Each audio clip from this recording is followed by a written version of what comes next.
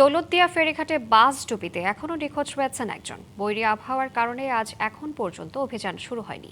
এ নিয়ে আরও জানাতে দৌলতদিয়া ফেরিঘাট থেকে সরাসরি যুক্ত হচ্ছেন সহকর্মী দেবাশিস বিশ্বাস। দেবাশিস, উদ্ধার তৎপরতার সবশেষ তথ্য জানাবেন। অভিযান কখন শুরু হতে পারে, বিস্তারিত জানাবেন। শ্রাবন্তী, আমরা এখন আছি দৌলতদিয়া ফেরিঘাটের যে ঘাটটি দিয়ে পদ্মায় বাস পড়ে যায়, ঠিক সেই 3 নম্বর ফেরিঘাটে উদ্ধার অভিযান কখন শুরু হবে সেই বিষয়টি নিয়ে আমরা এখানে ফায়ার সার্ভিসে যারা আছেন, নৌবাহিনীর যারা আছেন তাদের সাথে কথা বলেছিলাম। তারা আমাদের যেমনটি জানিয়েছেন যে পদ্মার আবহাওয়া বেশ বৈরী। এই বৈরী আবহাওয়া যতক্ষণ থাকবে ততক্ষণ তারা উদ্ধার অভিযানে নামবেন না। এই বৈরী আবহাওয়া শেষ হওয়ার পরেই আসলে উদ্ধার অভিযান শুরু হবে। একজন ব্যক্তি নিখোঁজ আছেন এমন ধারণা নিয়েই তারা এই চতুর্থ দিনের মতো উদ্ধার অভিযান করবেন। আমরা এখানে আসার পরে দেখেছি যে নৌবাহিনীর 3টি দল, ডুবুরি দল এবং কোস্ট গার্ড এই সদস্যরা এখানে আছেন। তারা উদ্ধার অভিযানের জন্য প্রস্তুতি নিয়েছেন।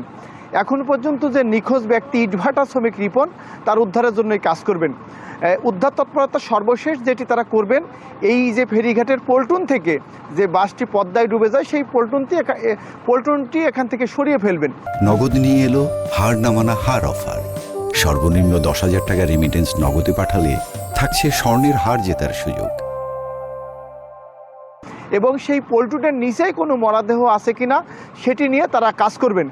এখানে আমরা যতদূর খোঁজ নিয়ে জেনেছি যে এই পল্টন সরানোর সময় মেরিন বিভাগের যিনি প্রধান আছেন BIWT তিনি এখানে আসবেন। সব মিলিয়ে উদ্ধার অভিযান এই বৈরী আবহাওয়া শেষ হওয়ার পরেই শুরু হবে।